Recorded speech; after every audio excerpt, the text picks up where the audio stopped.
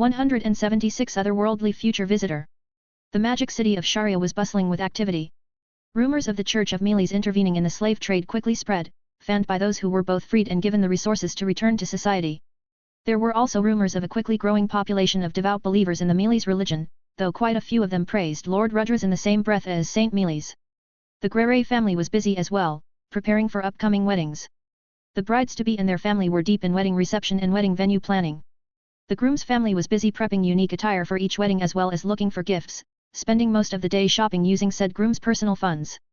As for the groom himself, well, he focused on his job as the sole professor of the Renoa Magic Academy. It would be a lie if he said he didn't regret taking the position considering the amount of sheer paperwork he had to handle when doing the work of over 10 different professors. Fortunately, magic was everything, and he managed to automate a system to sort it all out. It totally wasn't inspired by the old days when a substitute teacher would roll in an old projector and play a movie for the class. Definitely not. But regardless, time marched on, and soon it was the day before Aries' wedding ceremony. Since all the weddings were timed to be on the last day of the week, with any pre-wedding celebrations and the ceremony itself thus on the weekend, that meant that Rudy was free. Though everyone else was busy making last-minute arrangements and logistics planning, Rudy was left to his own devices. Probably because everyone was worried he would cause things to get out of hand. Rudy didn't see how. He was a perfectly reasonable person, and he also wasn't going to ruin his lovely wife's special day for his own pride. But whatever. Since he was free, he was spending the day taking a stroll around Sharia. It was going to be his second, third, fourth home in the future, so he figured that he would map it out. The residential district, the entertainment district, and then the commercial district. Rudy took his time walking around and just unwinding for the first in a while. And then someone called out to him. And in Japanese. "Excuse me, sir. Are you Mr. Rudius?" Rudius paused and looked towards the speaker. It was a young man. He had an unfamiliar face, but from the black hair, clear Japanese facial features, and even polite Japanese mannerisms, plus recent context clues, Rudy had a good handle on the guy's identity. Smiling, Rudy turned towards the young man and smiled. Speaking in Japanese, he said, "That's me. And I guess you must be Shizuka's friend from the future. Akihito or something, right?" The young man glanced at his left wrist, looking at a watch. After that, he let out a relieved smile and looked back at Rudy. "Yes. I'm Akito. Shinohara Akito." He let out a deep sigh after saying that and said, "You're a difficult person to track down, Mr. Rudius." Rudy laughed. "Well, I've been busy. RNG. Shinohara Akito." This guy was apparently the linchpin behind all the crazy time shenanigans that involved Rudius Grere. That was enough to be curious about the guy, especially since he still hadn't shown up even after Rudius died in that other timeline. But what interested me more was that this guy was Stella's Shizuka's boyfriend. Slightly messy hair, a confident but also somewhat awkward vibe. He was wearing a black blazer and jeans which surprisingly didn't stick out much in this city because of the academy. Still, it was clearly a Japanese high school uniform instead of the one at Renoa Magic Academy. There was no doubts about his identity. The timing was a bit strange, but assuming complex time shenanigans involving an alternate version of my cute but hyper-inquisitive and smart baby sister, I could believe it. We were walking together around the city now, just strolling and chatting. Since the city was bustling with activity these days, we didn't stick out much just chatting. I did place a few magic formations up so that people would hear our talk as random chatter, but overall, everything was fine. Standing beside me, Akito let out a sigh of relief and said, "I was getting a bit worried. Shizuka said there'd be plenty of time, but we're running pretty close. I'm assuming you didn't just drop in then." Akito shook his head. "I've been in this world for a while now trying to find you after checking certain things." He let out a sigh and said, "It's been hard. Thankfully, Mr. Orsted has been helping out a lot." "He has? But he hasn't told me anything." "Wait. No, that makes sense. Orsted was a serious guy, so he probably wanted me to focus on getting ready for my weddings. I should get him a nice gift for that. He looked like a tough guy, but maybe he likes sweets. I should ask him next time I see him. But anyway." I looked back at Akito and said, "So what's the message then? Since Shizuka went out of her way to send you here, I'm guessing it's serious. Right?" Akito smacked his fist into his palm and said, "I almost forgot. 1 second." He fiddled with his watch for a bit, and then a folded piece of paper popped out. "Here it is." He handed it over and said, "I don't understand anything, but Shizuka said you would." I grabbed the paper and read it. Like Akito said, it was from Shizuka. And while there was a lot of information, when ignoring the complex mathematical proofs and summarizing the conclusions. Basically, the hypothesis about twisted and overlapping parallel timelines I had was practically 99% confirmed. My timeline, the future Rudius's timeline, and the other timeline we visited were twisting into each other while still trying to run parallel courses of history. There was a loop in each timeline, but since everything was so tangled, it was also staggering said loops, causing a lot of weird anomalies. Not only that, but there was a master loop encompassing all the timelines. To resolve that loop, we had to split the timelines and eliminate the cause of each loop. For the future Rudius timeline, the loop would end when my timeline and the other timeline was cleanly severed. As for how to sever said timelines, Shizuka wasn't sure, but she hypothesized that we had to confine Hitagami to one timeline, either mine or hers. But we also had to clear up the loop conditions too in each timeline. For hers, she was sure that it was keeping Akito alive and taking care of Hitagami. Unfortunately, that, and I quote, blockhead was as fragile as a bubble according to Orsted and was prone to dying. That was why she sent him over to my timeline, since I was ridiculous enough to keep the man alive. As for my timeline, she said I would know better about the exact conditions, but it definitely wasn't the same as hers. On the surface, it seemed like Shizuka left me with all the hard work. But I pretty much knew the cause of the potential loop here already. I mean, it was pretty simple. Setting Orsted aside, the person who would forcibly rewind time, and the person who had done that once already, was me. I mean, that was obvious considering all the alter versions of me running around. To stop the loop here, I just had to murder being W and make sure my family was safe. If I did that, I wouldn't flip the table and do a hard reset by trying to rally against the heavens. In short, kill God, save the girls, live happy. Easy enough, right? Akito looked over and frowned. Is it complicated? I tucked the paper away in a pocket of folded space. Not really. Just gotta keep you from dying and kill God. Easy. Akito let out a relieved sigh. That's good, wait. Keep me from dying. Yeah. I chuckled and said, Shizuka said you're as fragile as a bubble. Apparently, you can die at the drop of a hat. Akito paled. Is that why all those crazy things kept happening to me? Like the random falling meteorite? Or the sudden collapsing ground? And the glass shard in my drink? Okay, first off. I held out my hand and conjured a bracelet. We've a boatload of protection spells, good luck blessings, bad luck blockers, anti-being W magic formations, offensive spell programs, defensive spell programs, passive homeostasis healing spells. And good to go. I tossed the bracelet over to Akito and said, put that on and you'll be fine. Akito blinked and then shook his head. I can't accept something like this. He looked at the glittering gold bracelet and said, this is pure gold, isn't it? Something like that.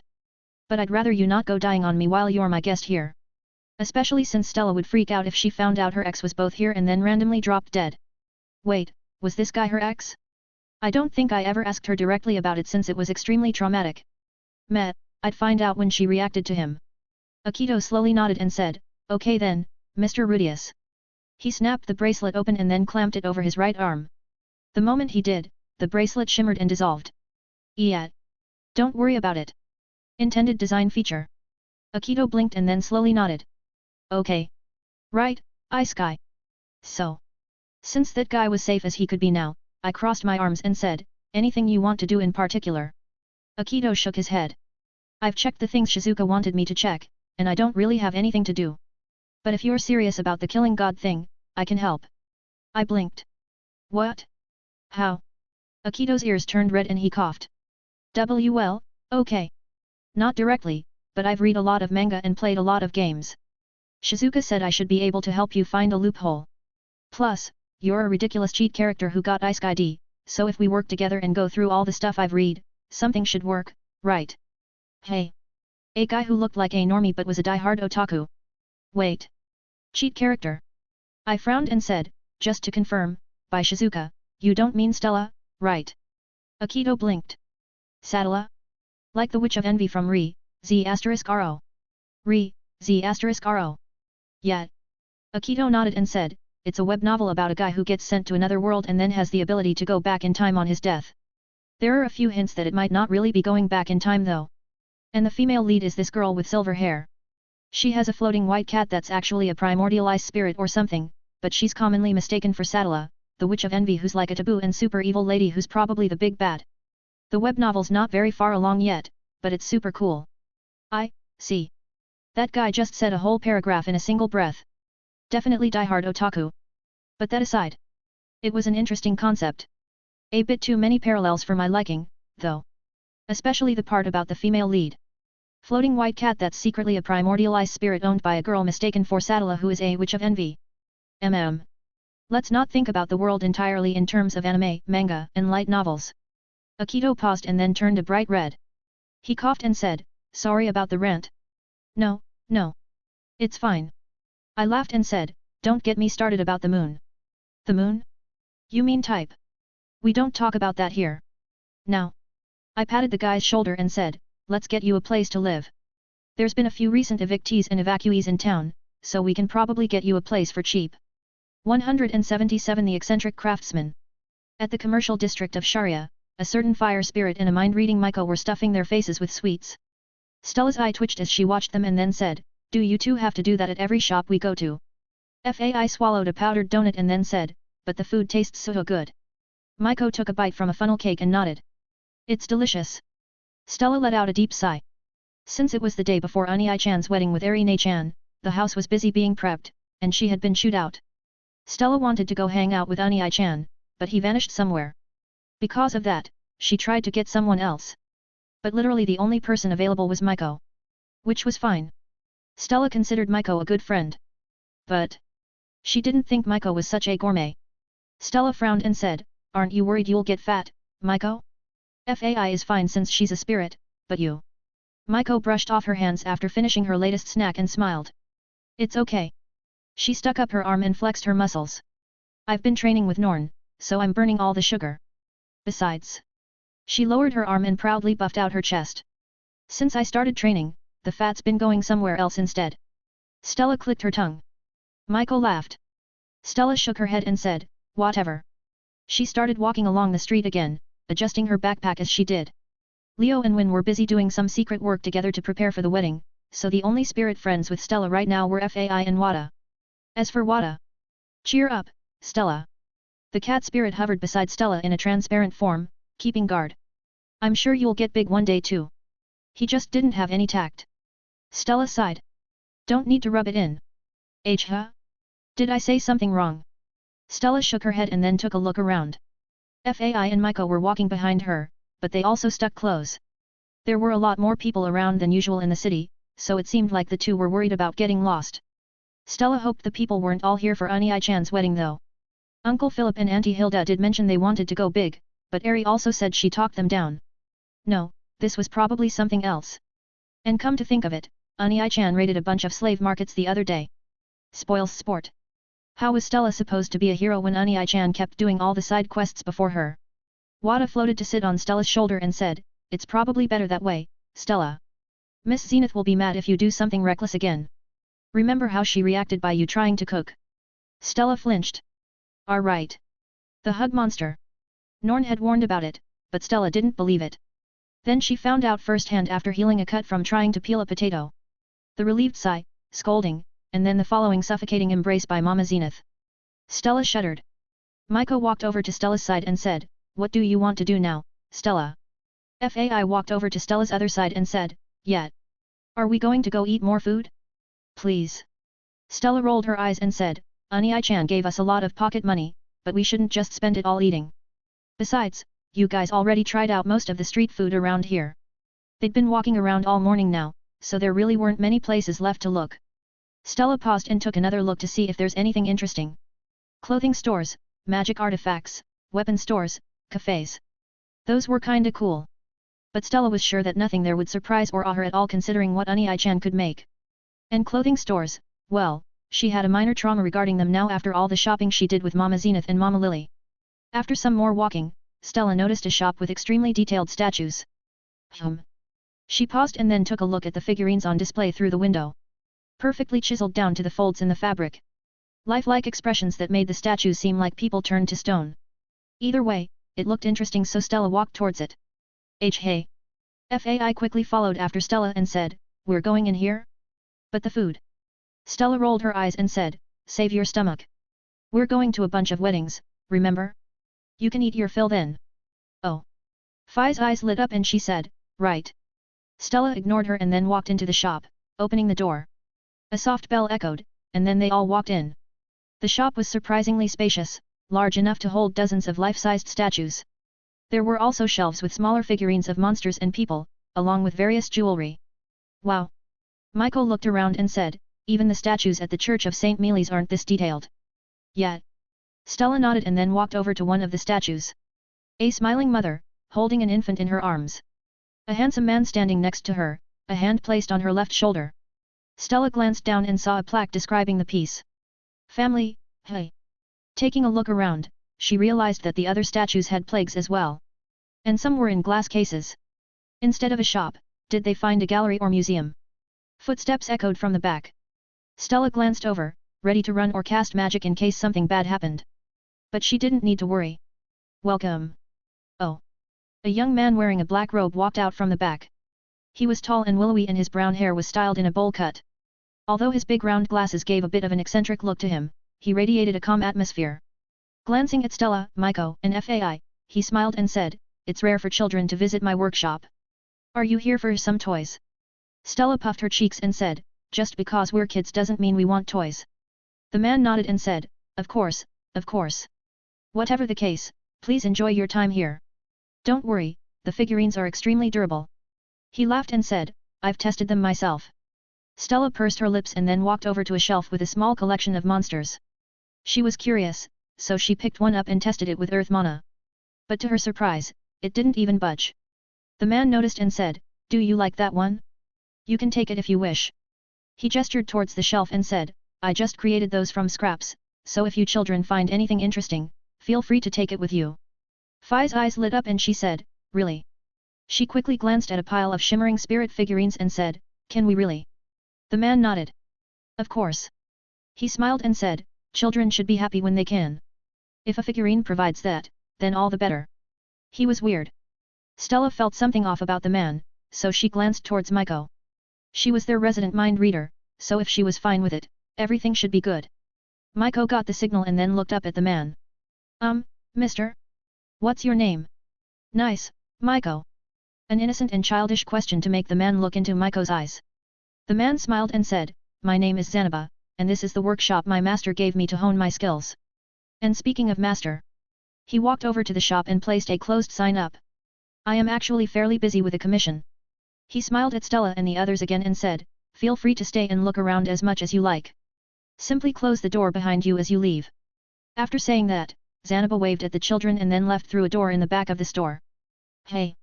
Stella stared at the door for a bit and then said, "That guy was a bit weird, but I guess he's all right." He was almost too calm and polite. Still, he wasn't giving off any creep vibes. Just odd. Like he was carefully controlling his actions. Wada materialized and then said, "I think he's safe, Stella. He seems really strong and everything, but he also doesn't seem like a bad guy." Stella panicked and then grabbed Wada. "Don't just pop into existence like that." "But it's fine." "Ah. Don't squish there. I'm not a plushie, Stella." Maiko giggled. After that, she looked at Stella and said, "Well, Mr. Zanaba said we can take some toys. Should we see if there's anything good for a gift?" Stella let Wada go and then nodded. "Good point." There were a lot of interesting trinkets laying around. And Zanaba seemed serious about letting them take some souvenirs, which Fai was already doing by trying on various jewelry and playing with some tiny angel figurines. Was this because she was a fire spirit? Fai was always so quick to act without thinking at all. Stella sighed again and then started browsing. "Now let's see, what would be a good gift for Unai-chan? Ooh. This tiny elf girl figurine looks cute.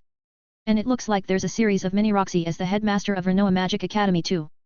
That should be cool, right?" Boom. Stella flinched and almost fell over.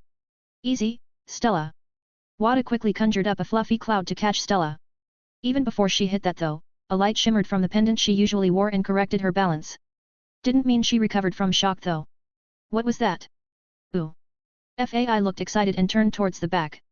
"Mr. Zanaba is using explosions." "Explosions?" Maiko giggled. Stella glared at her and said, "You knew and didn't warn me." Maiko smiled and said, "Well, I was curious too.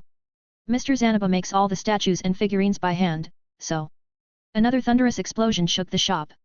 It was enough to where Stella wondered why the heck they didn't hear it from outside. And then she saw that the shop was filled to the brim with magic formations that activated with every explosion, cancelling the shockwaves. The only reason they could hear it at all was because there weren't any formations on the door to the back. After yet another explosion echoed, Stella sighed and said, It's always weirdos. Always. Next time, the bachelor party. 178 The bachelor party. Night had fallen, and time was approaching before my married life began. And so, as tradition dictated, it was time for a boys' night out. Since our house was being used as the wedding venue for my wedding with Ari, and since there was still a lot of prep work left to be done, I was kicked out. Again. Also, since the city was so crowded with the recent influx of adventurers and visitors, we couldn't find a place to reserve for a party even after I threw heaps of gold, gems, and monocrystals. So I just ended up buying a house. It was a waste of money, but I could literally print money, so the net cost was zero. Actually, it was a negative cost, since real estate held value and I spent nothing to buy it. The place was a small ranch-style home with a single floor, an open living room space, a pair of bedrooms, and a single bathroom. Even so, while it was a small house, it was plenty big enough for a party. As for the people at this party, Dad was obviously here. Like me, he was kicked out of the house, and he had taken it upon himself to spot me for all the drinks being poured around. Pierre was here too, apparently by force from Rostalina. Philip and Laws were here as well, hashing out their differences and getting to know each other between drinks. Cliff had come, insisting that he wouldn't miss his father-in-law's important days for the world. Ruchard had come by too, both to give me congratulations and to keep me company as one of the very few male friends I had in this world. And then Orsted managed to make it as well. To be honest, it was a really weird guest list. Dad and Philip made sense since they were family.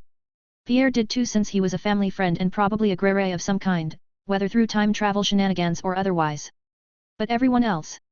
There was the father of the bride I was going to marry next week, the future pope of the Mealy's religion that very much believed in monogamy, a feared superb warrior who had become the general for a force that could rival that of demon god Laplace in the past, and then the dragon god himself who was the strongest in the world.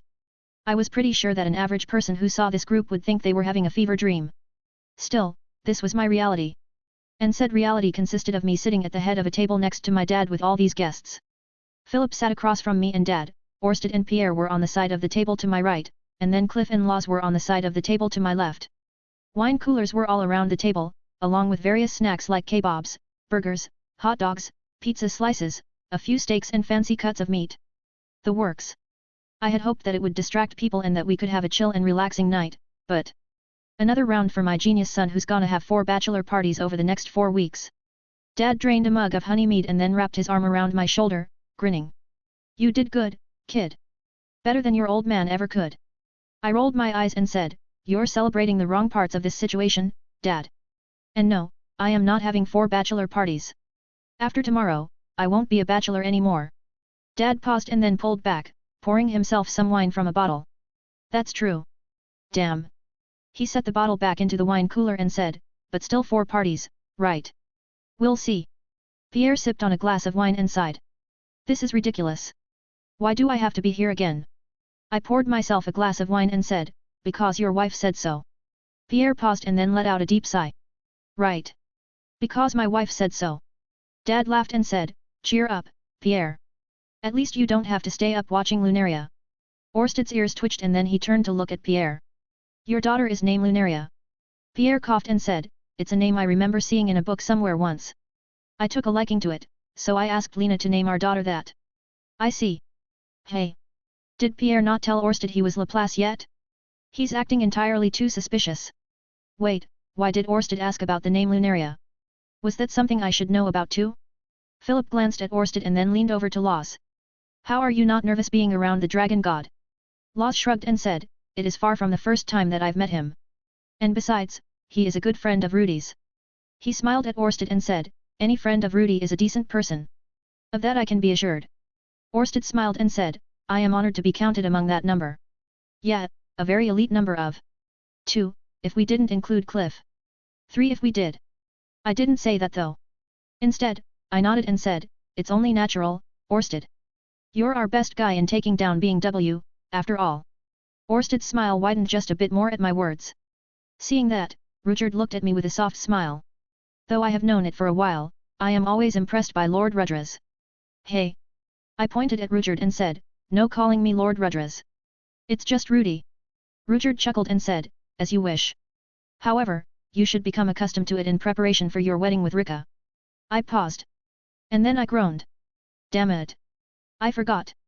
I was going to have to go through that whole ceremony as Lord Rudras instead of Rudy. Probably even Emperor Rudra's if Rika's plans about establishing the Arcadian Empire pulled through. Laws poured a glass of wine and then held it out to me. I took it, appreciating the gesture even though it didn't really do anything for me.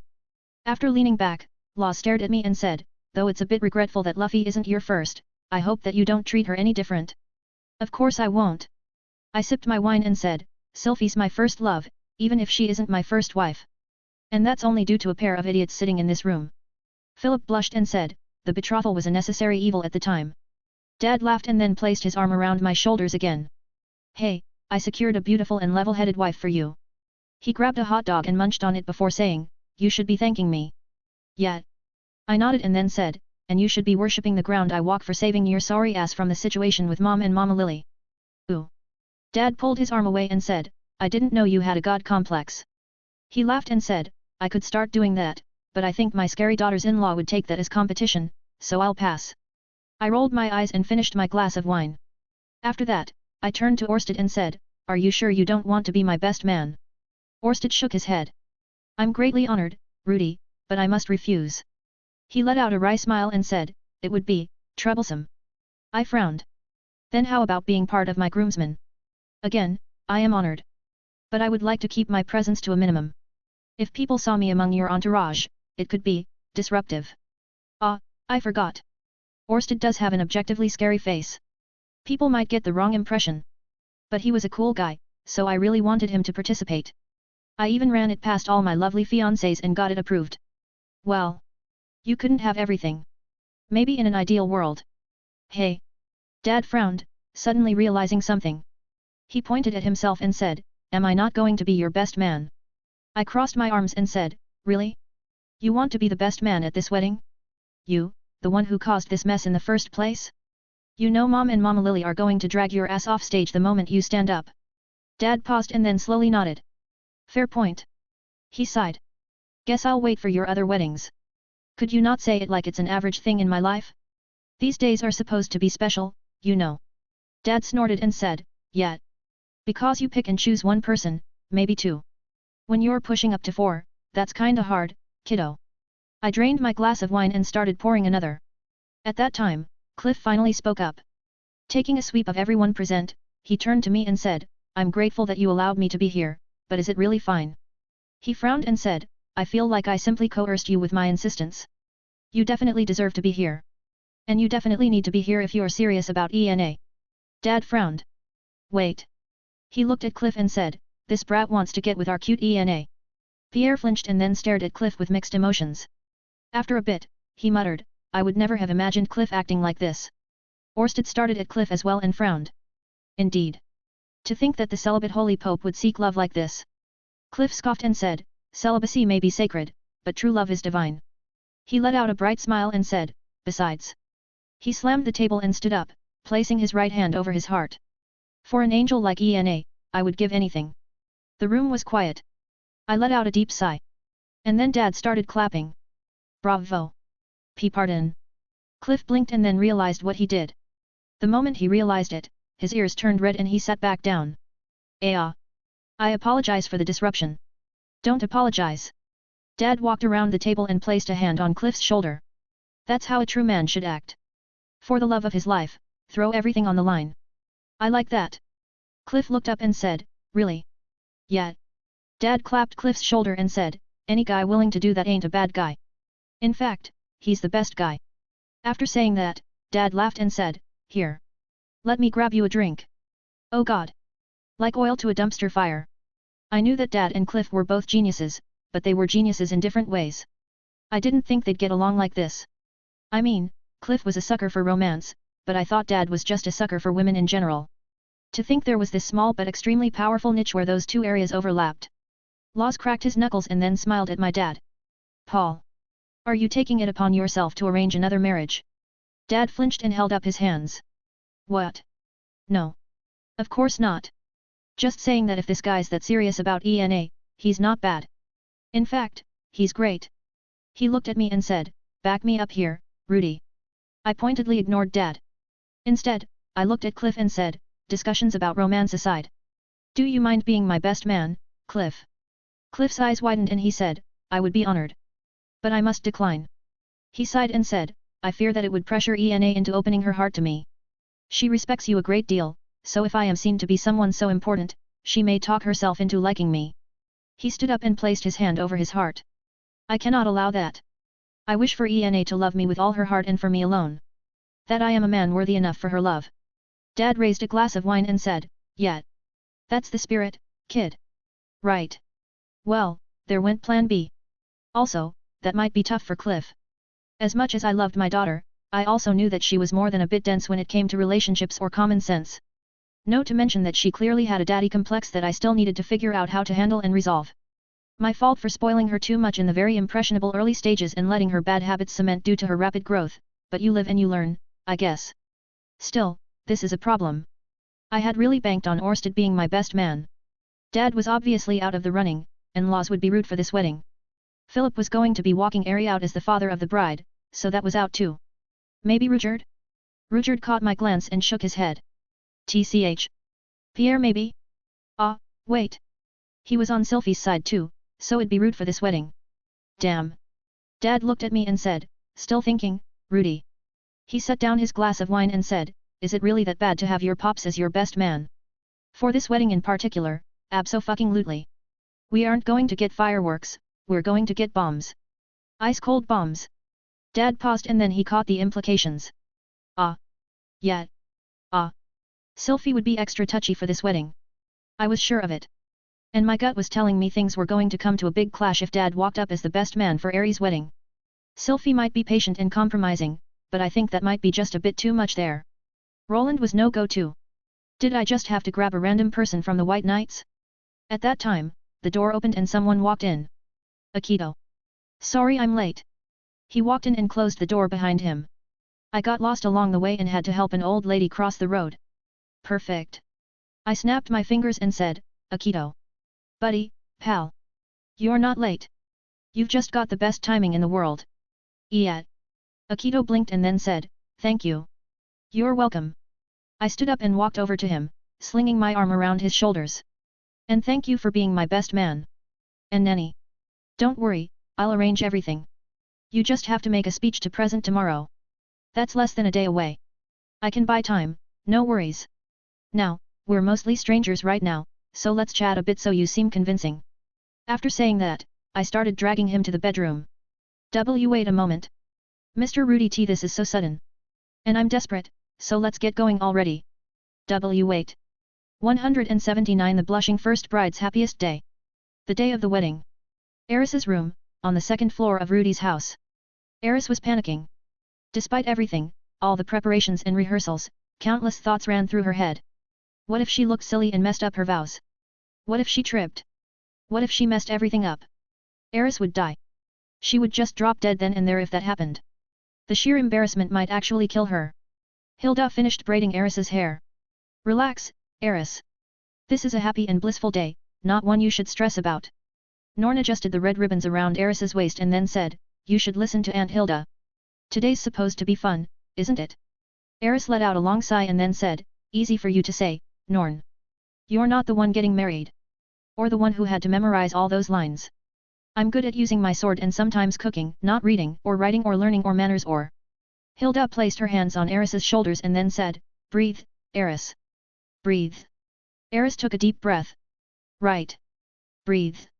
Calm. Eris had to remain calm. Just, relax. Everything would be fine. Norn stepped back to get a glance at Eris's dress, and then she gave an approving nod. Looking good, big sis. And don't worry. Big brother wouldn't let you embarrass yourself. I'm sure he's already set things up to stop you from messing up. Right. Eris started to relax. Rudy would do that. He wouldn't let me embarrass myself. Wait. This was Rudy. The same Rudy who loved to tease her and see her flustered. Won't Rudy let me embarrass myself because he likes seeing me stressed? He was always calling her cute and adorable when she was flustered. This was the perfect chance for him to pull a trick on her in front of everyone. If that happened. Oh dear heavens above. Norn puffed her chest out and said, don't worry. Big brother knows that I'll hate him forever if he does. And I made sure to tell him too, so he won't do anything.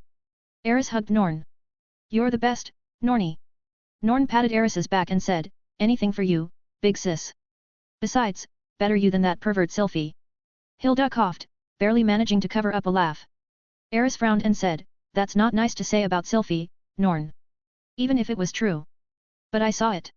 Norn shook her head and said, "I helped Mom sort through the gifts and stuff for the other big sisters and Sylphie had a pair of really racy undercloths." "Like really racy? Just strings and?" Eris blushed and said, "Why you should stop there, Norn." Hilda nodded. "Yes. This is Eris's time, Norn. Not to speak ill of the others, but we should remember to stay focused." "Ah." Norn nodded. "Right. Sorry, big sis." Eris shook her head. "It's fine." After that, she glanced at the corner where her other bridesmaids were waiting. Maiko and Ghislaine. "What do you think?" Maiko smiled and said, "I think you look beautiful, Miss Eris. And thank you again for including me." Eris shook her head. "I should be thanking you." She sighed and said, "Considering how big we're making this wedding ceremony, I don't have that many bridesmaids." The women in the room were it. Just Norn, Hilda, Maiko, and Ghislaine. Eris wanted to ask some of the other girls, but she didn't feel comfortable. Aisha had already promised to be part of Sylphie's bridesmaids. Asking Sylphie herself would be weird. Miss Zenith and Miss Lilia were Rudy's mothers, so Eris couldn't ask them. And asking pretty much everyone else would make it awkward. Ghislaine smiled and said, "Don't worry about it, princess. Quality is more important than quantity. And besides, most people have a lot of bridesmaids as support to compensate. There's nothing you need to compensate for, right?" Right. That was true. Eris didn't need a crowd of bridesmaids because the people she had here truly supported her. And just her. Realizing that, she smiled and said, "Thanks, Ghislaine. That means a lot." "Really?" Ghislaine waved her hand and said, "You're welcome." Still. She chuckled and said, "I still can't believe it. To think that spunky blockhead princess I taught would turn into this mature and capable young woman." Hilda nodded. "It's almost a miracle, really." Rudy truly mellowed her out. MMHM. Ghislaine smiled and said, "I had a feeling Rudy would be good for Eris, but to end up like this is amazing." Norn chimed in and said, "That's because Dad was an idiot and Big Sis had to help me clean up his messes." Ghislaine nodded. "That would do it." "Ah." Hilda nodded as well. "That makes sense." Maiko laughed and said, "Mr. Paul does seem like a handful to deal with. Anyone who had to clean up after him would end up pretty capable, I think." Eris felt her face heat up and she said, "Could you all not talk about me like I wasn't here?" Hilda laughed and then walked in front of Eris. Reaching up to lower Eris's veil, Hilda said, "We're just getting you to calm down, dear. See? You're not nervous now, are you?" Eris paused. Her mom was right. After all that, the nerves she had were gone. Realizing that, Eris shyly nodded her head. "That's true. Thanks, Mom." Hilda smiled and gave Eris a hug. "I'm proud of you, dear. Even if it's not quite the perfect fairytale marriage for my baby girl, I'm glad that you're happy now." Eris let out a warm smile in response. "Thank you." Hilda patted Eris on the back and then stepped away. At that time, there was light knock on the door, followed by a male voice. "Phillips. It's time."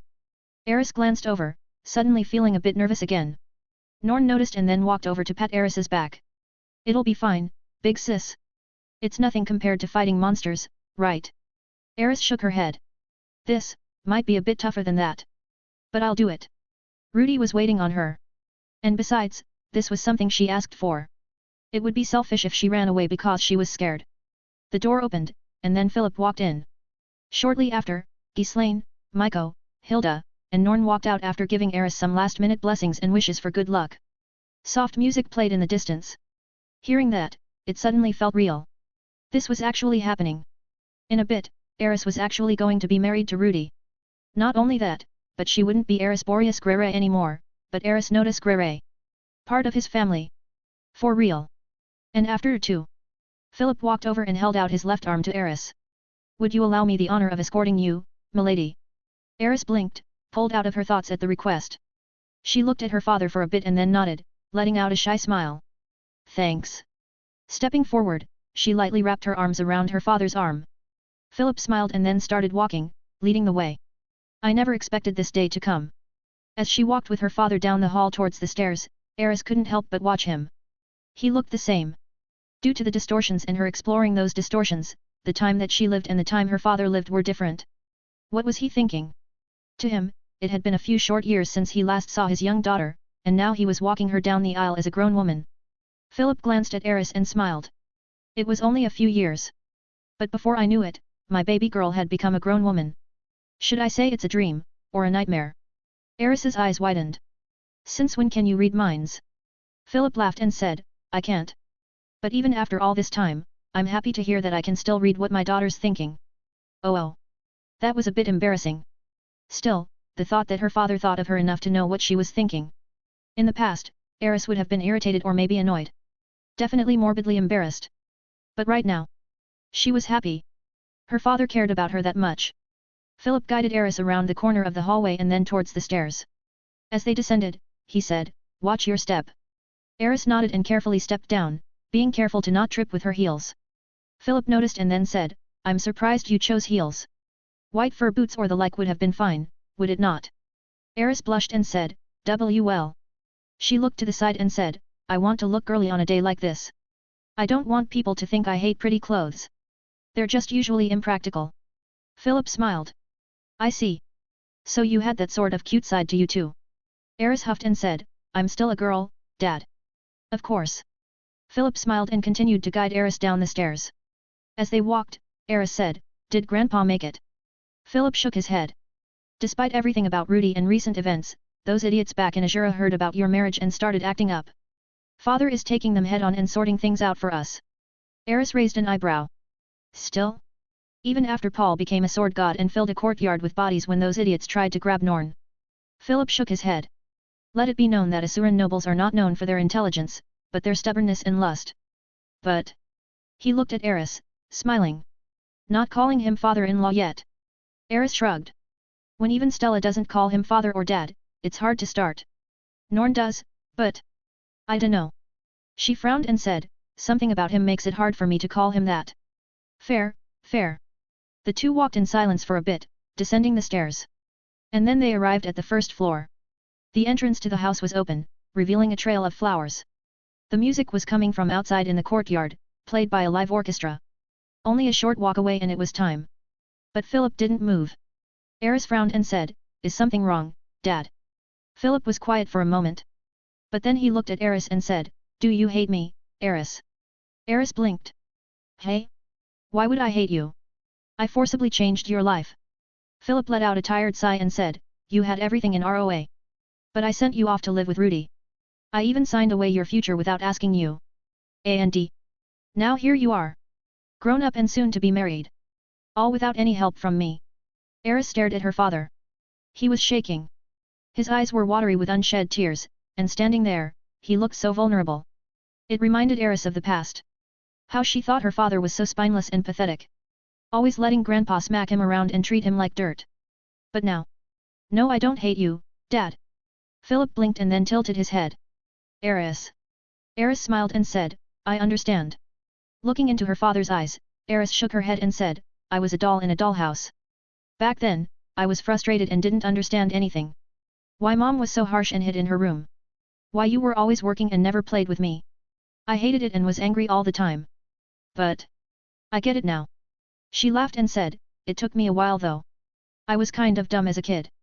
You were just a tad slow on the uptake, yes. Eris lightly punched her father's arm. You're not supposed to say that. Especially today. Philip smiled and said, my apologies. Eris smiled back at her dad, and then she pulled him into a hug. Eris. I'm happy now, Dad. So don't worry. And sorry. I finally realized how strong you've been. Philip blinked. Strong? Me? Eris stepped back from her hug and then nodded. Grandpa told me that you were the strongest of his sons. I didn't understand it then, but I do now. She stared at her father. At the man who had everything taken away from him and yet kept fighting. Though he was weak, he bit and crawled his way back, grasping at any straw to keep his family safe. Eris nodded and said, you were strong enough to admit how powerless you were and bend your head to protect everyone. You threw away your pride, but you didn't give up. Accepting everything, you waited, not caring how you looked to others. Just for a chance to save everything. Right. Philip looked away. While he tried to hide it, tears were coming down his face. Eris pretended she didn't see it. Instead, she bowed her head and said, I'm grateful, Dad. And I love you. Thank you for sacrificing so much for our family. Don't be silly. Philip brushed his tears away and took a quick breath to compose himself.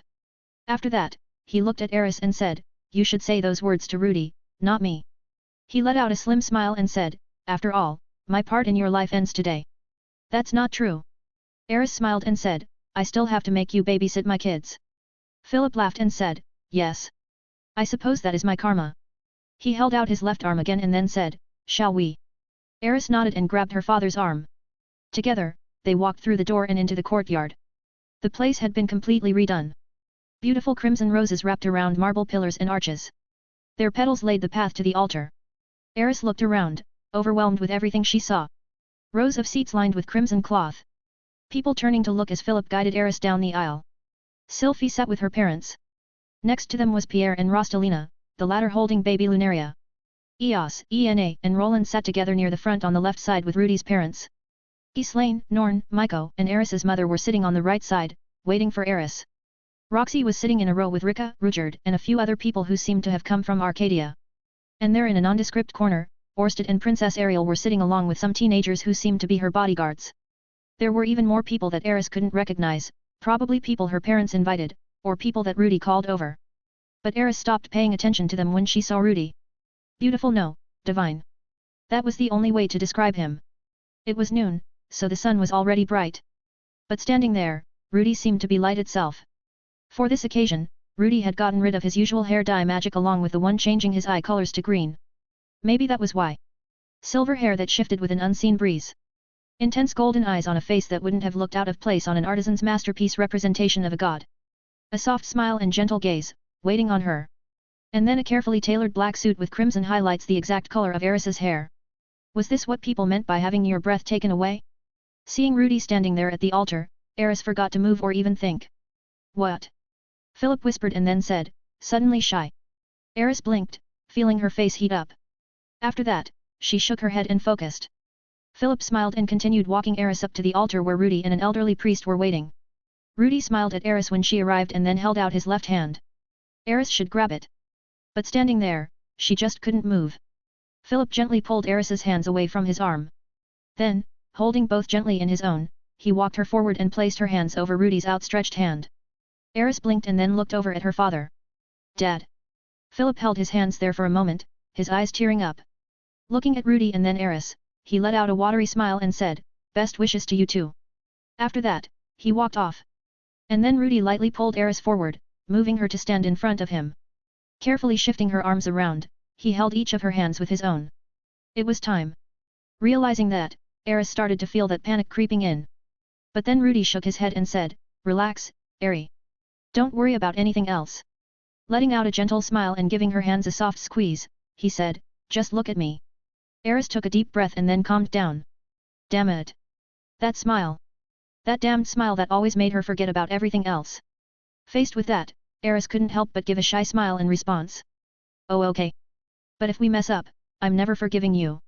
Rudy chuckled. I know. Eris nodded and then stood there, just staring into Rudy's eyes and trying to maintain her composure. The priest said stuff, but Eris wasn't listening. She just stood there, losing herself in Rudy's beautiful golden eyes. And then Rudy let go of her left hand. Eris blinked and then saw that Rudy was holding a ring. It was a beautiful rose gold band that was shaped to mimic a phoenix clutching a ruby gemstone. But that ruby gemstone had been intricately cut to resemble a glittering rose. Holding that ring, Rudy let go of Eris for a bit, and then grabbed her left hand. Staring into her eyes, he gently slipped the ring onto Eris' left ring finger and said, with this ring, I pledge my life and love to you. For now, for always, forever. Eris blinked. For some reason, her vision started to blur. Ah! Those were tears.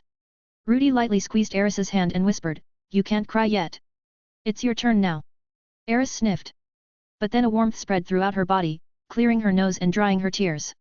Rudy, using healing mana to hide her appearance and cheer her up. This guy. The priest held out a ring for Eris. Now, the bride will pledge her vows with this ring. Eris took it. As she did, she couldn't help but compare. Rudy had given her a beautiful ring that could be kept in a gallery as a masterpiece work of art. In contrast, the ring Eris got for him. It was just an ordinary gold ring with a diamond that she bought with the money she had saved up over the years. It wasn't much, but it was something she got by herself for the one she would share her life with. Feeling the weight of the ring, Eris let out a nervous laugh as she moved to put it on Rudy. Sorry that it's a bit shabby. Nothing from you is shabby, Eri. Eris's breath hitched. She was going to cry. She was definitely going to cry. But she managed to barely compose herself. Slipping the ring onto Rudy's left ring finger, Eris said, "W with this ring, I pledge my everything to you. My life, my love, my soul." After that, she lowered her head and whispered, soft enough for only Rudy to hear. Tightly grasping his hand, she said, "Just, don't throw me away. Okay." Rudy squeezed her hand back and then whispered back. "Don't worry. I'm pretty obsessive about my belongings, you know." Eris's mind blanked after hearing those words. And then the next thing she knew. "Rudy is." The priest looked to Rudy and said, "You may now kiss the bride." Eris froze. The weight of the situation, the gazes on her. Her instincts screamed at her to run. But before she could, a gentle hand brushed against her chin. Rudy smiled and then leaned forward, lifting the veil over Eris's face. Eris blinked, her eyes widening as Rudy drew close. "Don't worry." Rudy smiled and said, "Just look at me." Eris heard Rudy. And she wanted to. But as he drew closer, she subconsciously closed her eyes. A soft brush of warmth against her lips. Something wet and ticklish, along with a hint of caramel. Eris's eyes snapped open and she saw Rudy sticking out his tongue, revealing a small caramel on it. But then he pulled his tongue back and smiled. "This guy." Cheers and applause. The priest offering his congratulations. Eris didn't hear any of that. Holding onto Rudy's arm and letting him walk her back down the aisle, Eris felt like she was floating. Not only that, but she was feeling a bit faint too. "Hey." Rudy chuckled and said, "You can't faint yet. There's still the reception, you know." Eris blushed and said, "I wasn't going to faint." "And what you do mean yet?" "Well, you wanted kids, right? It's going to be a lot of hard work, you know." Eris felt like her face was on fire from that comment. "Pervert." Rudy laughed and then pulled Eris close. Eris sighed and leaned against him. 180 wedding reception first. "And so I hope that Rudy and Miss Eris have a long and blessed life together." Akito finished his speech with a red face and then sat back down. I clapped my hands, giving him a bright smile. Despite it being a last-minute thing, Akito pulled through on the best man role and even pulled out a fancy and heartfelt speech. And as if to validate how well it went, the surroundings filled with applause. Akito looked taken aback, but then he smiled and nodded his head. After seeing that he was good, I took a quick look around. The ceremony itself was over now, so now it was time for the wedding reception. Basically, the part where people stood up, gave speeches and or blessings, while the couple sat there and endured it until the end. There were a few ways to set things up. One was to have the couple with the groom's family or vice versa. Another was to have the happily married couple together by themselves. Of course, Eri and I ended up with the latter option. I wasn't sure whose idea it was, but I could tell that Eri was on the verge of fainting from the attention and embarrassment. While her face wasn't quite as red anymore, the way she was clinging onto me and trembling gave away her emotions. It was cute. Extremely cute. I really wanted to bully her a bit and see how she'd react. But that would be mean, and I did promise Norn. Anyway. Eri and I were seated at a table together in the middle of the courtyard. The guests were seated all around us at different tables, essentially trapping us in the middle.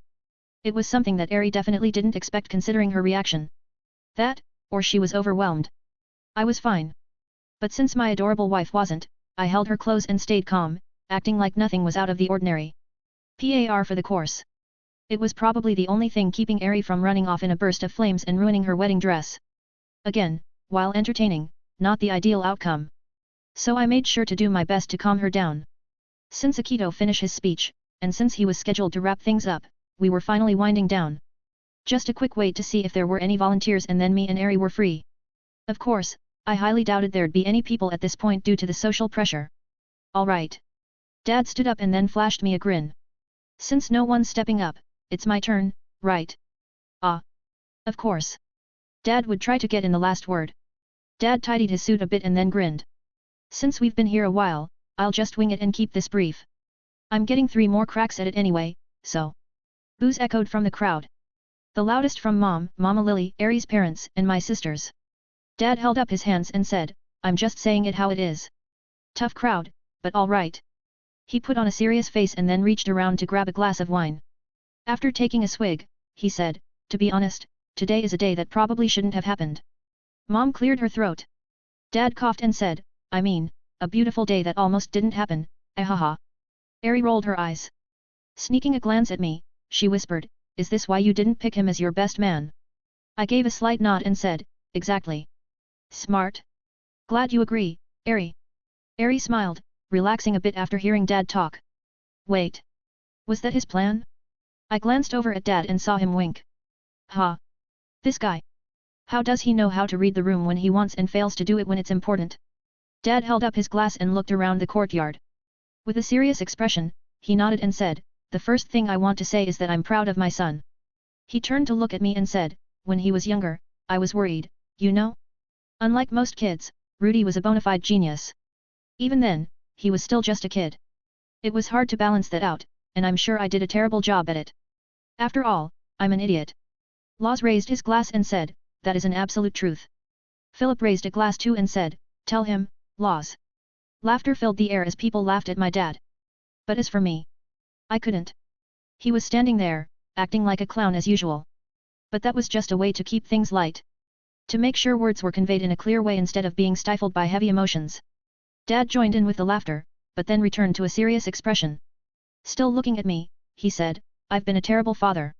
I've done my best, but there's that saying about hell and good intentions. Even so." He smiled and said, "I'm happy and grateful. My son grew into a fine young man, handsome enough to pull double the beautiful women his old man did." That time, Mama Lily cleared her throat. At the same time, something silver flashed in her sleeves.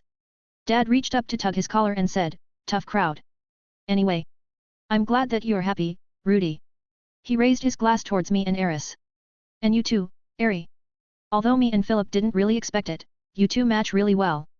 Rudy mellowed out the firecracker of a princess I met when she was a kid, and Eri calmed out the strung-up genius who was always worried about everything. Eri smiled at that and nodded. "Thank you, P. Father-in-law." I smiled as well and said, "Thanks, Dad." Dad's smile widened and he said, "I'm happy. Seriously. But also, I really want to know. Was it the S? Okay." Mom jumped out of her seat and said, "That's quite enough, husband." Mama Lily jumped up as well and then dashed over to grab Dad's arm. "Yes. I believe this is plenty for heartwarming speeches." Hey. Dad tried to break free and said, "I wasn't done yet." Mom plucked the glass from Dad's free arm, drained it, and then tossed it aside. I vanished the glass before it shattered. Couldn't spread bad luck this early into my married life, you know? But nobody seemed to notice. Mostly because Mom and Mama Lily were dragging Dad out back. Like before, laughter filled the air. Even Eri laughed, finally calming down. If there was anything Dad was good at, it was cutting stuff. And it seemed like he cut the tension here with his usual clownery. I'd have to pour him a drink later and thank him properly. He bashed himself a lot, but I'd disagree with him about being the worst father. Hard agree on being the worst example of a father, but hard disagree on being the worst father. Anyway, the crowd slowly started to settle down after Dad was dragged off. Seeing that, I stood up and took a look around, smiling. "Well.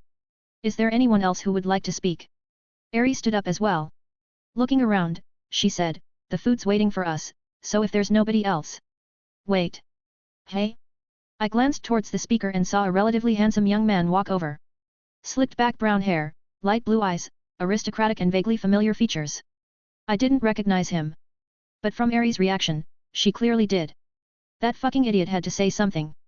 Eri muttered under her breath. In the corner of my eye, I saw Norn suddenly get up and try to run over, hand on a sword that definitely wasn't there 5 minutes ago. Thankfully, Stella jumped her and had her spirit friends dogpile Norn to hold her down. Eri narrowed her eyes, glaring at the guy approaching us. I had to give the guy some credit. Even if it was the dumbest thing in the world to do, he was walking up here without shaking in his boots. I'd have to deduct all of that credit back though because he was clearly oblivious to the incredible amount of killing intent being directed his way by Sylphie, Norn, Dad, Mom, Mama Lily, Philip, Laws. You get the idea. The young man stood a few paces away from me and Eri. After glancing between us, he looked at me and said, "My name is Luke Notice Grere.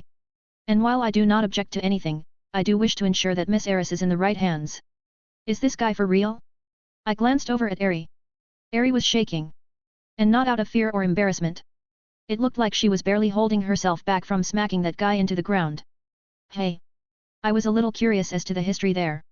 But I also felt like it wasn't something that we should bring up in public at our wedding where people could misunderstand. Especially when I could see Princess Ariel in the back covering her face with both hands and Orsted shaking his head. Oh wait. This guy was with them. That made sense. Meaning he was an Asuran noble. A Grere too. And from Notice, probably a cousin of mine? Didn't Norn mention something about a perverted cousin or something in the past? Ah, wait. I got it now. Ari took a step forward and opened her mouth, clearly ready to give him a piece of her mind. But before she could, I pulled her in for a kiss. Ari froze, but then she got weak at the knees and leaned on me. That's no good, Rudy. Her face turned red and she said, even if we're married now, in front of so many people. Okay, so can confirm Ari gets a hard reset with a kiss. Great to know for the future. Also something to add to the Grey notebook. A faint cold prickling sensation from the distance. Sylphie. It was just a brief moment. Even so, I caught it and glanced over. Sylphie met my gaze and then looked away, embarrassed and guilty? Alright. Another note to add to the OL Grey heirloom. But problem for later. Right now. I took a glance over at Luke to see his reaction.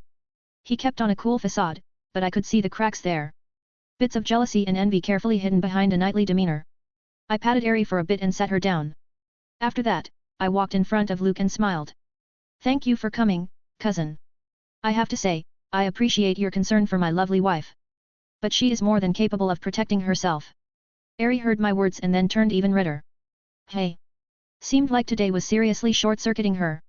It looked like I had a 100x effect to flirting skills today specifically focused on Ari because of it. I'll make sure to put that to good use now and later. But first. Luke's eye twitched a bit when he saw Ari react. But then he stared at me and said, even so, I must insist on measuring the caliber of the man who. Yeah, Skip. Luke's eyes widened. Pardon? Skip? Skip what? I snapped my fingers. Luke's arms and legs instantly bent at weird angles. The sword he had kept hidden beneath his suit turned to ice and melted.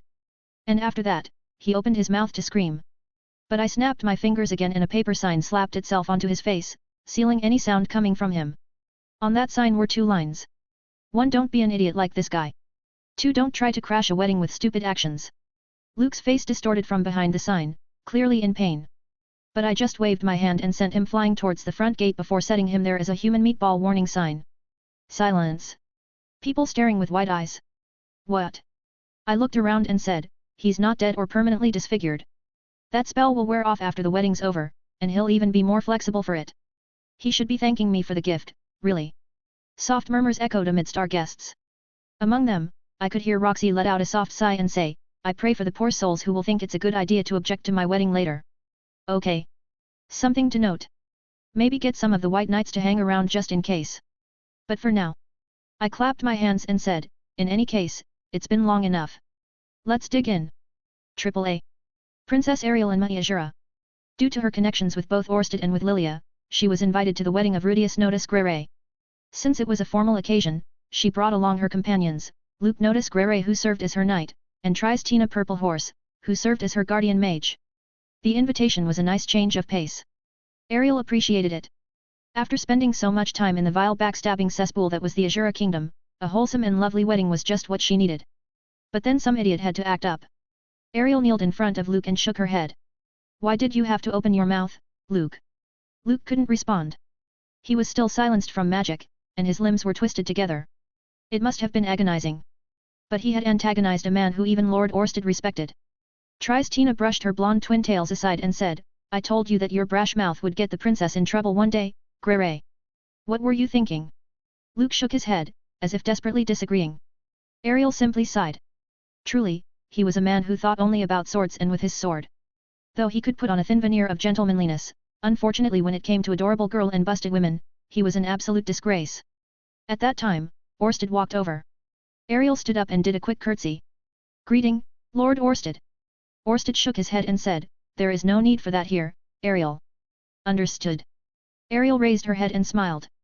Thank you again for taking the time to come examine Luke. Luke let out a visible sigh of relief. Tina clicked her tongue and said, can't we just leave him like this? Mr. Rudy said the spell would wear off soon anyway, didn't he? Ariel nodded. He did. And it is not that I distrust his words, but a secondary opinion is always essential to have as a future ruler. Orsted nodded. I agree. It is only through consulting with better and equals that you can perceive a path through the darkness. He paused and then chuckled. That, and knowing when to stay silent. He stared at Luke and then shook his head. Rudy is as impressive as always. Using healing magic to twist the body's nature and physique in such an uncanny way, and yet to do so without inflicting long-term harm. Incredible. Ariel walked over and said, then, is it possible to undo it, Lord Orsted? Orsted grabbed the paper sign for a bit and read it. After that, he shook his head and stepped back. While I can, Rudy did this to teach Luke a lesson. And Luke's reactions are understandable as Luke and Eris Grere have a strong fate, it is not meant to be in this world. Ariel blinked. As always, Lord Orsted spoke of some incomprehensible events and concepts. But as always, Ariel simply smiled and nodded. Tina smiled, staring at Luke. So you're saying that we just have to leave this idiot here, Lord Orsted? Orsted nodded. Correct. Luke will be fine. The spell is to conclude at midnight, and there are auxiliary magic circles to restore and enhance his body afterward. Although there is the downside of incredible pain, it would be far from driving a man mad. He chuckled and then said, this is good fortune. Considering the internal disputes within House Notice, he should be thankful to receive a painful blessing instead of a permanent curse. I see. The fact that Lord Orsted was finding it amusing was odd. And the fact that he had chuckled twice was even odder. When they were in the Azura Kingdom and wandering about the central continent, Lord Orsted remained inscrutable. Harsh, cold, and aloof. Yet here. Ariel glanced at Orsted and carefully said, you appear to be in a good mood, Lord Orsted. Have you been enjoying the festivities? Orsted paused. A good mood. He stopped to think and then smiled, rubbing his face. I suppose I am in a good mood. Today has been a day of many firsts. He chuckled and then glanced at Ariel and Tina. I am going to give my blessing to the new couple. Do not idle too long here. After Orsted left, and after ensuring he was far out of earshot, Ariel shook her head and said, Lord Orsted is as incomprehensible as ever. Tina nodded. He is. But at the least, he is properly acting as your sponsor. She smiled and said, since then, you haven't had to worry about assassins, have you, princess? True. Ariel walked around to sit on Luke. His face distorted and his eyes started rolling up in his head. Ariel gave his back a light pat and then said, you make quite the comfortable piece of furniture, Luke. Perhaps I should have you do this more often. Tina gave Ariel a blank stare. Ariel noticed, but then responded to Tristana's first words as if nothing happened. That's true, Tina. But it is still a bit troublesome. She sighed and said, brother and that Prime Minister are intent on sending me away to study here at the Renoa Magic Academy. She furrowed her brows and said, they claim it is to widen my perspective prior to the heir selection. She scoffed and said, of course, it's simply an excuse to send me away from Lord Orsted. Not that it will change anything. She giggled and then idly swung her legs back and forth. They believe that Lord Orsted moves to my whims when it is the other way around. Although Lord Orsted had done nothing but aid her, Ariel was well aware she was being used. She didn't mind it. In the first place, she couldn't resist against the unstoppable force that was Lord Orsted. But in the second place, and the most important reason, Lord Orsted had her best interests at heart. True, he was clearly maneuvering Ariel in a way to claim the throne and gain power. But it wasn't for his sake.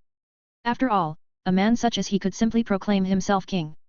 Instead, he seemed to be doing it with the intent of securing something far into the future. As if her claiming the throne was a prerequisite to some objective. And not for the power that came with Ariel claiming the throne, but instead a result that would come about from her claiming the throne. It was a subtle nuance that was harder to detect on a man like Lord Orsted. But Ariel was more than familiar with the inner machinations of men's minds. Particularly those seeking power or influence of the throne. And Lord Orsted was not that type of person. Instead, he was a man with a greater mission at hand, though unspoken. That, and he was kind towards children, as evident by his interactions with her as she grew up. So, even if she was being used as a pawn to become a queen, if it was a gambit in a game that Lord Orsted was playing, she didn't mind. Though she did wish that he would smile more often. Such a handsome face was wasted being so harsh. Tina walked over and then hopped on the other side of Luke. That time, his eyes completely rolled up in his head. Tina didn't notice. Instead, she smiled and said, you're right, princess. Luke is comfortable as a chair. Isn't he? Ariel smiled and then bounced up and down a bit. I don't know if it's because of the spell, or if he's always like this, but it's really comfortable. Tina let out a content sigh. But then she saw Luke's face and grimaced. If only he wouldn't have such a disgusting expression. Especially when leering at women. Ariel sighed and placed a hand on her cheek. Indeed. That's his one flaw. She paused and said, I wonder if I should agree with Lord Orsted and simply do away with the upper nobility. We're quite overdue for a purge, and I still haven't forgiven that minister. Tina reached out to grab Ariel's hand and said, you don't have to do that, princess. You shouldn't dirty your hands over something like this. Ariel sighed. I know. She smiled and said, it's best for a princess and future queen to be pure and pristine for the people. But there are days. A trip through the inner sanctum of the Azura Palace was enough to make her retch. And when she thought about the children younger than her that were sometimes brought there only to disappear without a trace. But you couldn't clean a home by burning it to the ground. As much as Ariel wondered if she should simply request Orsted to raze it all down and rebuild from the ashes, she also knew that would cause quite a bit of chaos for her loyal subjects. Really, the problem was only with the rotten top. And considering how few they were, picking off a few abscesses and tumors shouldn't be too difficult. They just had to make precision cuts at the proper time. And with the right people. Speaking of people. Ariel gazed back towards the courtyard, watching Rudy thank the guests with his wife. Tina followed Ariel's gaze and frowned. Don't tell me you were enraptured by that man. Even if you're a princess, taking a married man is a bit. Don't be ridiculous, Tina. Ariel smiled and said, I know my boundaries. And while it would be nice to be related to Nanny Lilia, I have a feeling that the kingdom of Azura no, the entire central continent would be covered in corpses if I made a move. She paused and remembered a certain young elf girl with light green hair she met long ago. Mr. Rudy has some pretty scary lovers, you know. As if to prove Ariel's point, Sylphie walked into their line of sight. She paused and then turned to look directly at Ariel and Tina before smiling. Tina flinched. I is an elf's hearing that good. 181 Ari notice Grere. It was a long and exciting night. Congratulations all around, people chatting, and meeting each other for either the first time, or the first time in a while. And, as expected from such a happy and exciting night, time seemed to pass by in a blur. Eating good food with the guests, receiving toasts and blessings, watching everyone interact while standing beside my adorable wife. I could honestly say that it was an unexpected happiness. While I knew that there was a lot of trouble coming down the horizon, and not just from being W, but from the relationship juggling I'd be dealing with, for now, I was happy spending time with Ari. I was also happy seeing everyone interact and get along at the wedding reception. There was a bit of a weird interaction with Stella and Akito in the background. One followed by my baby sister glaring daggers at me whenever she could afterwards, but it seemed like she was shelving the matter for the moment. It seemed like Stella had successfully learned the lesson of time and place. If I wasn't already feeling on top of the world from the ceremony and everything else, that would definitely have topped things off.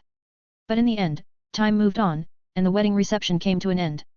After bidding the guests farewell with Ari, then thanking our parents for staying behind to clean things up, I whisked Ari away for our honeymoon. A sky just starting to light up with the sun and the dawn of a new day. One in contrast to the starry night that had just greeted us.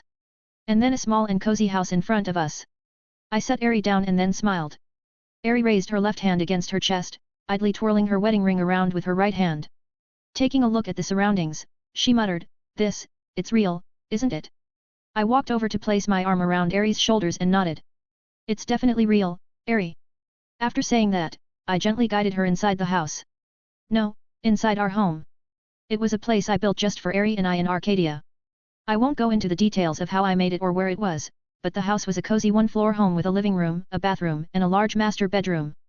A flower garden up front and a small pond out back added a bit of charm to the place too. But the house didn't matter so much. It was the fact that it was ours. A home of our own. And Ari seemed to realize that too when we walked in. I gently closed the door behind me as we entered, and Ari flinched. She glanced back and then instinctively stepped away from me, her face flushed red. I laughed and said, what are you getting so shy about now? Shut up, Rudy. Ari looked around and said, this is new to me, okay? And it's still.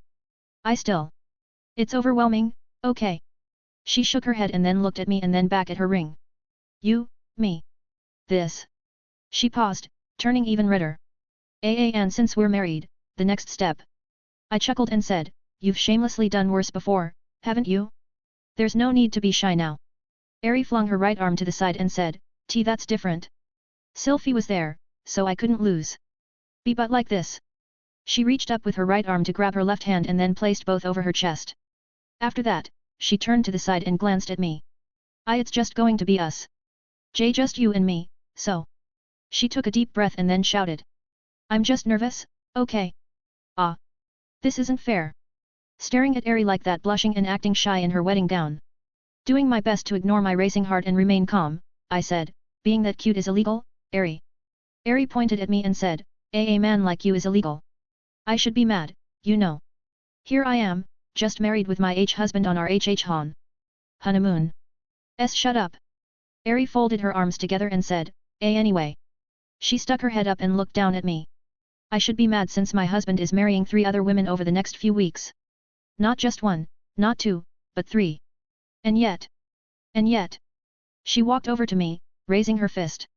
I stood there, ready to take whatever Eri wanted to dish out. But she just weakly tapped her fist against my chest before leaning her head against me. I'm not mad. It's just. I just feel a bit empty at that thought. I froze and then instinctively hugged her. Eri tensed and then slowly hugged me back. After that, she said, Rudy. Yes, Eri. Eri didn't look up at me. Still leaning her head against me, she muttered, do you really love me? I gently brushed her hair and said, of course I do. Really? She slowly looked up. Really, really? Even though we haven't spent much time together. Staring at me with teary crimson eyes, she quietly finished with, even though I was forced on you. Fate takes strange turns. I didn't like her at all when we met. And it wouldn't have been a stretch to say I hated her a bit. But the Eris that I met then and the Eri before me now was different. Besides, while Eri might think that we didn't know each other long, we did still spend close to a year in Arcadia too after she arrived with Norn. I think. Time was just a social construct at this point, what with the distorted flow of time, so. But anyway, Eri. I smiled at her and then said, even so, I'm sure that even in another life, I'd be by your side one way or another. Eri blushed and then buried her face against my chest again. You're just being nice. What's even good about a tomboy like me anyway? I chuckled and said, you're less of a tomboy than Sylphie, you know? Even though she looks like a lady on the outside, Sylphie's as tough as steel on the inside. Eri tapped my chest and then said, rude. Talking about other women again on our honeymoon. I kissed Eri's forehead. Sorry. Eri shook her head and then looked up at me. Staring into my eyes, she muttered, that's not fair too. Every time you look at me with that face and apologize, I want to forgive you for everything. I chuckled and said, well, it's good that it's me then. I smiled and said, another man might take advantage of that. Eri rolled her eyes and said, as if you don't do that already. True. I reached around to hold Eri close and said, but at least I won't ever let you be unhappy. I hate how you make me want to believe your lies. Well, I have a tendency of turning lies into the truth. So does it really matter? Eri scoffed, but let out a content smile. I stood there and smiled as well, holding her close. After a few moments, Eri spoke up. Hey, Rudy. Yes. Eri hesitated and then said, if everything started over again, would you still have me as your wife? I wanted to give an immediate answer, but I knew that wasn't proper. This was something weighing on Eri's heart. And at a time like this, it would be wrong to answer flippantly. I wasn't dead, after all. So I took time to seriously think about it. In the beginning, I didn't like Eris, at all. She made a terrible first impression on me, and I already had Sylphie in my heart at the time. And even before Sylphie, I was already thinking about Roxy. But if I had met Eri first, I would have seen through her actions. I would have taken her lashing out as the desperate flailing of a lonely girl who was adrift in the world by herself. I would have been more patient with her, and I was sure Eri would have calmed down a bit too. No, I knew that from how she ended up with Rudius in the other timeline. Considering my temperament was better than his, and that I wouldn't have dismissed Eri's concerns. I could see it. A world where I realized that I was a genius because of Eri's struggles. But one where I took on that role to help her be happy after seeing someone growing up in a similar situation to my past life. Eri shook her head and then said, no. Don't answer that. Eri. Eri reached up and then wrapped her arms around my neck. Staring at me, she let out a soft smile and said, it's fine. I know I'm lucky. She let out a soft sigh and said, this life I have is one I got by chance, and unfairly. Even so. She leaned forward to kiss me. The soft taste of cinnamon. A slight tingle and heat from the light touch of her lips. And the faint scent of roses. Eri leaned back and let out a bright smile. There's no point talking about what-ifs when this is real, right?